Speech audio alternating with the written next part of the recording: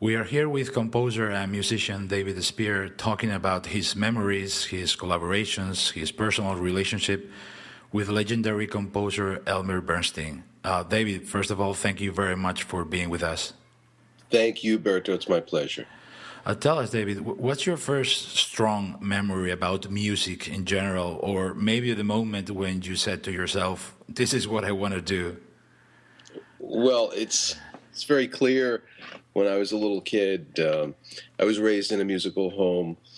Both of my parents were musicians, and my mother a fine classically trained pianist, and my father a self-taught songwriter and singer, and someone who had taught himself how to play the penny whistle, a six-hole flute, toy flute. And my parents used to play music at home all the time and entertain us when we were children. And I thought, this is so much fun. I always associated music making with fun. And they would make up songs and sketches and things like that. And as a result, they ended up creating characters for themselves to play. And they created a children's television show in the early 60s that was performed live out of New York City, and it was called Pip the Piper. My father was Pip, he played the pipe, and my mother was Miss Merrynote and played the piano. And they invented this fantasy world where they would pluck musical instruments off of trees and play them. And I believed that this world was real because my parents invented it. So I was raised in Pipertown, so to speak. Okay. Your long career and your intensive work covers not only movies but TV, documentaries, theater, conducting orchestras like the Royal Philharmonic, and also teaching. What do you like the most or feel more comfortable with? You know, it's such a thorough question. I feel comfortable in all of those aspects, and I feel that all of them are equally important and interrelated.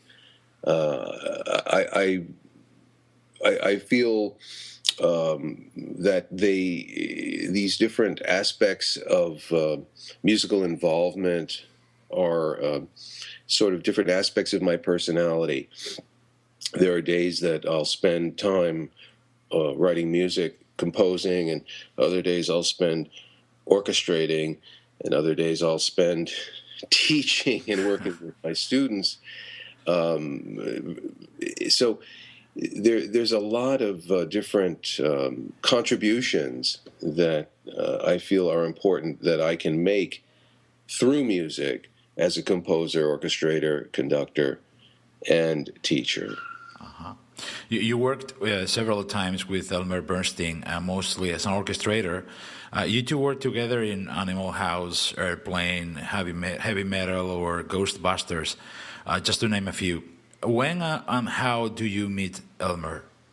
Well, it's a very interesting story, very memorable for me.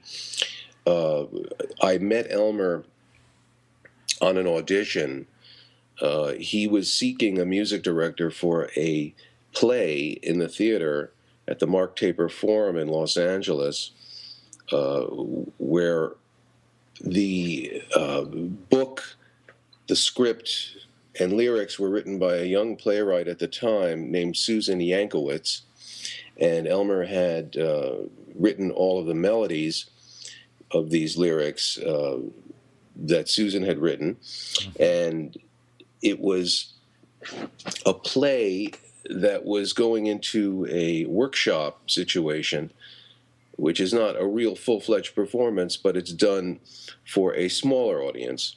And Elmer needed a music director, someone who could accompany all of the rehearsals and performances on the piano. And there were about 100 people in line waiting to meet Elmer Bernstein to audition for him. And I was right in the middle of that line. And it was a Sunday morning, I recall. And when I finally got up to the front of the line and went into his office. It was a very dimly lit room with an organ in it, and I prefer playing the piano, not the organ. he he had music on the organ that he had just written, and it was a new song that had the lyrics, the melody, and the chord changes, the harmony written on the sketch. And he asked me to sight read it and play it right immediately. Mm-hmm. And I was looking at it quickly, and I learned from my mother as a child that if you're going to play something for somebody on the spot, to make sure to look at the last few measures so that you can play the last measures correctly, because that's the last thing they're going to hear. So I scanned at the very end of the page, and I saw at the bottom of the page that Elmer had not completed the melody. That all of the staves had music notes on it, but the bottom staff was missing the melody. He had penciled in the lyric, but no melody and no chords. So he's saying, come on, let's go. We have to do this. So please start. And then I asked him, I said, what about this bottom system here? There's no melody. And he said, you have to make one up, and I want to hear it now. Let's go. So I started playing it from the top, and I was playing it correctly. And when I was getting through it, as I was coming down to the final staff, Elmer said, don't slow down, keep going, and I said, there's no music there. And he says, make it up, and I made up some very silly ending that had nothing to do with what his melody was. And he said to me, it doesn't go like that. And I said, how does it go? And then he leaned over the keyboard and played it, and I watched his hands. And then he asked me, just play that now. And I imitated him, and I played it, and he said, very good. Okay, now play the whole thing again from the top, but transpose it up a third. And I said, a minor third or a major third? And he's a minor third. And I'm thinking, oh, this tune is in the key of E flat, so now I have to play it in G flat, which is a lot of black notes. And I'm thinking, okay, and he said, let's go. And I started playing it, and I'm doing it, and I'm making the transposed part sound okay. And when I get to the bottom system again, he said, stop slowing down and keep playing it. And I played the same silly ending I played the first time. And then he reminded me, it doesn't go like that. And he played it correctly, and then he asked me to do that, and I played it, imitated him, and he said, very good. And he then asked me what I'm doing for the next 5 weeks. And I said, why? And he said, I'm offering you the gig. And I said, really? And he said, yes. And I said, but there's 50 other people out there waiting to come in. And he explained that I was the first one who was able to get through the whole song and play it and transpose it. Wow. And I said, well, thank you. I'm available, and I'd love to do it. And he said, come back in an hour, and I'll introduce you to the director and the writer, Susan Yankowitz, of the play, and you will be the music director. And that was how I met him, on an audition. That was great. So would you say that there was a connection from the very beginning, some sort of chemistry, or it was something that it grew through the years? Well, it's there was an instant connection, Berto. It was an instant musical connection and an instant comfort, where he and I both were so in love with music, and it was really about the music all the time. And he had no problem correcting me, instructing me, directing me right away. No, it goes like this, and then he put his hands right on the keyboard and played it, and then he said, "Do it." And I was so eager to do it, and I had learned already before that point to really pay attention and really listen not just to music, not just to the relationships of the notes and the intervals and the chords and being able to technically transpose something, but to listen to what people have to say. It's very important, and to make the effort to understand. And I felt I was nervous at that audition, because here I am in a position, to perform for a great composer, but I want to listen to the man himself, what he has to say, and it was. From that moment on, we worked on a lot of projects in the theater, in film, and I was always learning from him. And it wasn't always necessarily about music.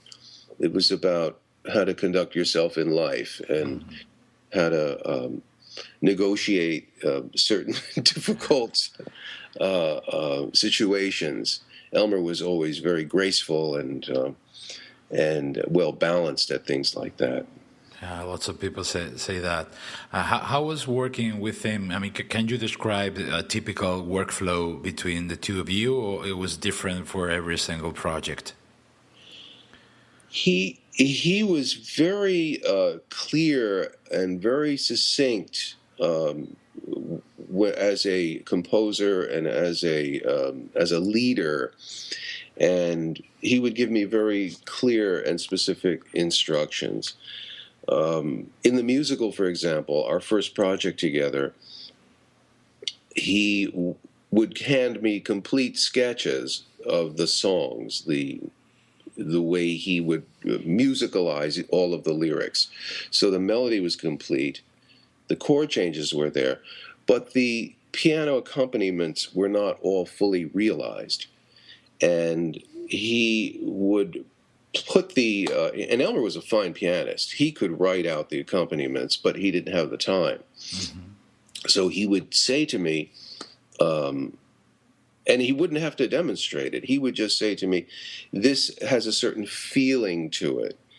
This has a flowing classical feeling to it. This is a jazzy, swinging piece. This is whatever the feeling is.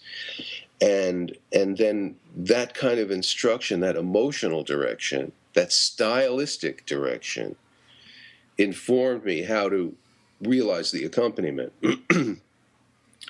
So I learned at a young age how to interpret a chord chart and accompany singers, because I learned that listening to my parents all the time. Mm-hmm. So when Elmer asked me to provide an accompaniment with a certain feeling or a certain style, that was easy for me to do, and he tested me on that in the audition. So when we got into our rehearsals, he would explain to the whole cast that even though the songs were written in a certain key, the different actors who had been cast in these roles, if the songs were not in the appropriate keys for them, that they could be transposed. And he made that announcement to the entire company. And he said that find the right key that works for you, for your character, and David will transpose the arrangement, and he'll write the arrangement for you. And it was done with such authority and kindness as well, because he was most concerned that the actors are comfortable in the keys. It's not always like that. Composers will write scores, especially in opera, where the songs have to be in a certain key. Mm-hmm. And either you have that range or you don't. And the same is in musical theater, in the classic musical theater. But in this case, Elmer wanted the songs to be adapted, adjusted, and transposed for each actor. And I believe that's why he put me through that test and everyone else on the day of the audition. So in the theater, it was really a lot about accompanying and accommodating the artists, the performers, the actors, the singers, the dancers, so that the music supports what they're doing. And interestingly enough, working with him in film, there's a similar parallel, which is what I learned about how he would accompany the scenes in the films with his music. And the music that Elmer Bernstein wrote not only was appropriate, but it had a sense of emotional support continuously, and it adjusted itself to the scene on an emotional level, on a very profound level, and also with great clarity and great melodic simplicity. So, in the relationship with him, it grew from being a music director accompanist into an orchestrator.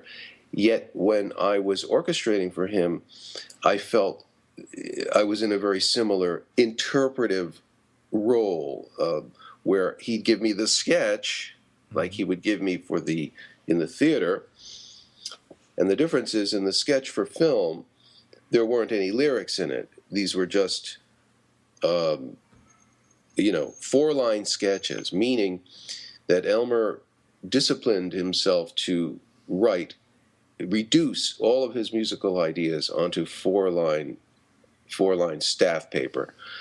And when one looks at an Elmer Bernstein sketch, and his sketches were meticulous. They had every detail in it, everything you would need to know as an orchestrator, which requires, on his part as a composer, tremendous discipline, tremendous craft.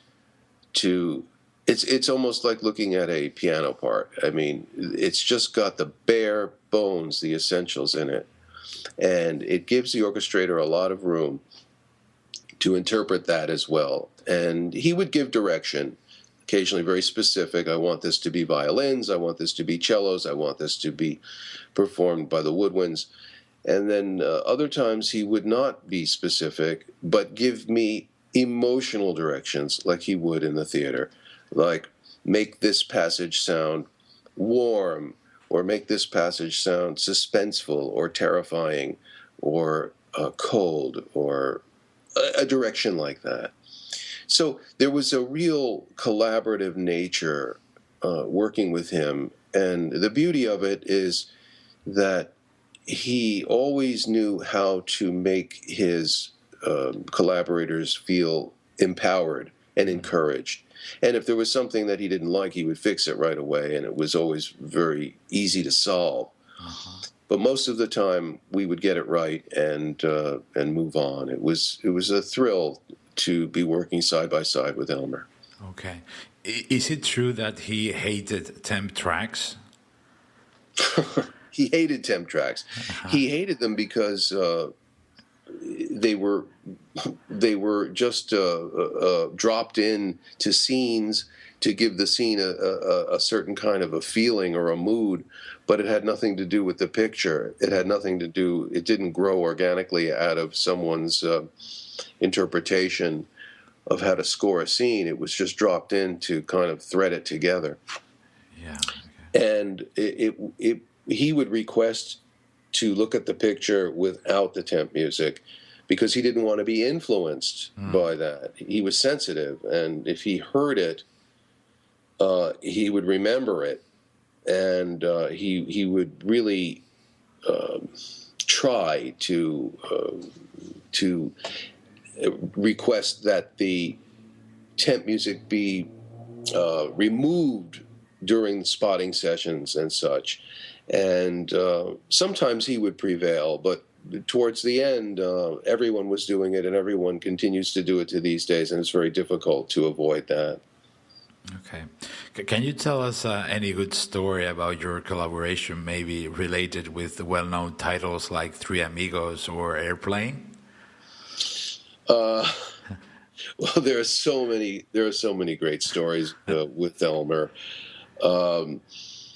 There was one in particular on the first movie that I did with him was an obscure title called Blood Brothers, and it was a Warner Brothers film, and it was Richard Gere's first movie, and Paul Sorvino was in it as well. It was a mafia type movie, Brooklyn, shot in New York, kind of in the style of Goodfellas, Yeah. but a lot tamer than Goodfellas. Mm-hmm. And it was my first score that I had orchestrated for Elmer, and I was very excited. And I had stayed up many nights writing lots of pages of notes on big score pages in pencil. Mm-hmm. That's how we used to work in those days. Now everyone uses computer to orchestrate and print out parts.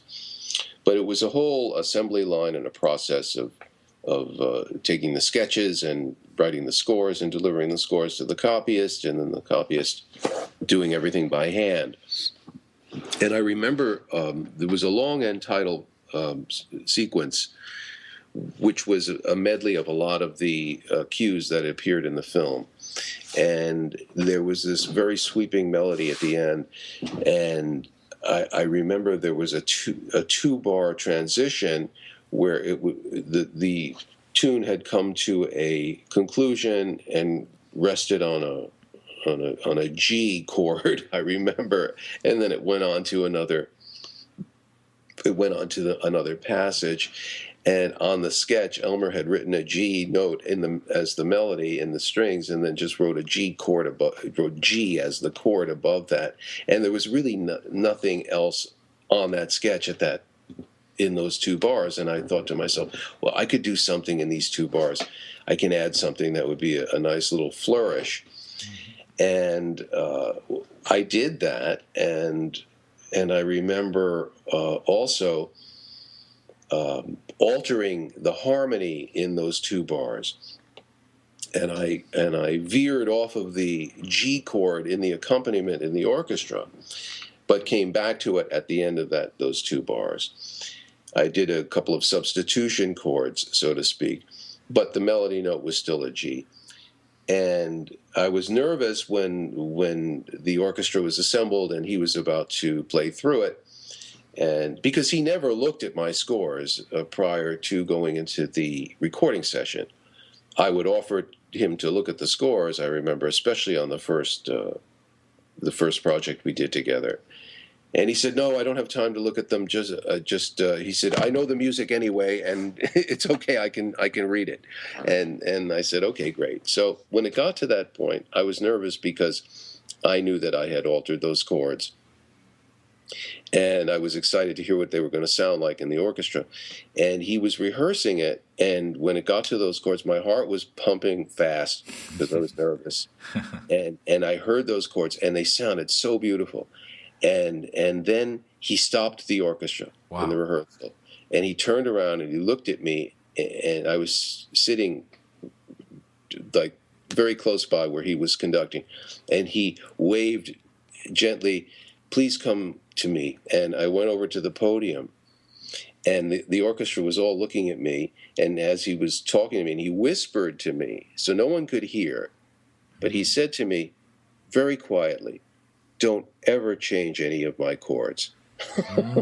Okay. And I said, "I'll never do that again, Maestro." and then he smiled, and he turned around to the orchestra and he said, "Okay, ladies and gentlemen, in bars, whatever they were, the bar numbers," he said, "Let's get out your pencils." And he corrected those two chords, and it was very easily solved. And then he went back and played them, and then it landed on a G chord, and everyone was he was happy, and it sounded good, and I felt relieved because I could hear how he wanted it. But that was a great lesson for me, which is don't ever change the harmony when you're orchestrating for a composer. He wants it a certain way. That's the way he wrote it. So I learned that lesson on the spot. It was good it happened in the first score, because there were other times I would have been tempted to change chords, and I never did. I always kept it exactly the way he wanted it. That's a good one.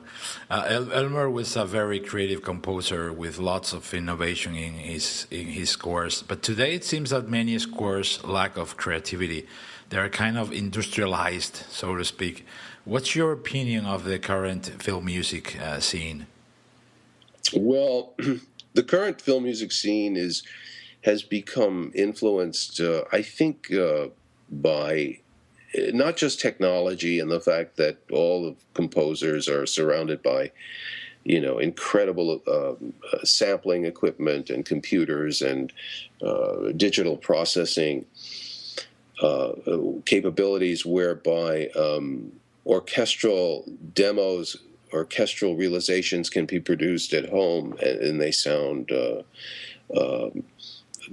like real orchestras are performing, and the recordings rendered are very authentic sounding. And this equipment is great to have to demonstrate, but it doesn't really substitute for the real feeling that is generated when musicians perform together. Regardless, I think that this technology, coupled with the rampant temp tracking, has made it kind of a homogenized sound, and that may explain why a lot of these scores sound similar. But I also think that the facility, having access to all of these sounds at your fingertips, make it easy for a director or a producer or a non-musician, an editor as well, to have access to any recording at any time, right at your fingertips, and it can be reproduced and copied and cut and pasted into different scenes at different times, and it's then thrust upon a composer, and the composer is asked to imitate it or do something similar to that. So it's the influence of technology, temp tracking, and maybe, dare I say, musical ignorance on the part of non-musicians directing musicians that have created this kind of phase we're in of these similar sounding scores.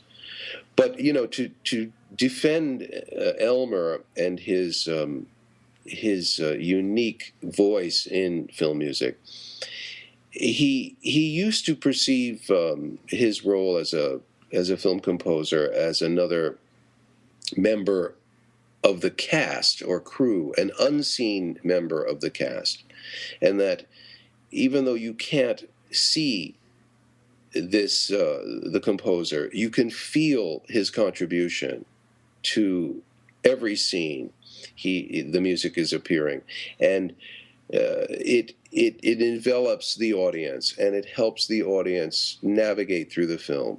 And he always did it with his unique perspective. And Elmer knew how to write great, big, epic scores like the Ten Commandments and such. And Ghostbusters was a big score too. It was a very big sounding, orchestra and complicated counterpoint and stuff like that, utilizing a lot of synthesizers in the orchestra at a time and the owned Martineau at a time that those instruments were not commonly used. But the point is, he would infuse his personality and his artistic impression of how he felt the scene should be served musically. And that was after long discussions with directors and producers to arrive at that musical approach. And Elmer took that very seriously. And when an audience ultimately is watching a film that's scored by Elmer Bernstein, they're swept by his vision of how the music uniquely captures the spirit and mood and feeling of each of those scenes. And Elmer would never have arrived at that ability, that great dramatic gift he had, without having listened carefully to what the director really wanted the music to do. And directors trusted him because he had that great dramatic sense. He was a truly music man in every sense of the expression. Yeah. Absolutely. Well, that's all. We don't have more time. So, David, we'd like to thank you very, very much for your time and kindness. We really appreciate it. Oh, it's my pleasure, Berto. And if there's anything else you need, you just let me know. Thank you very much.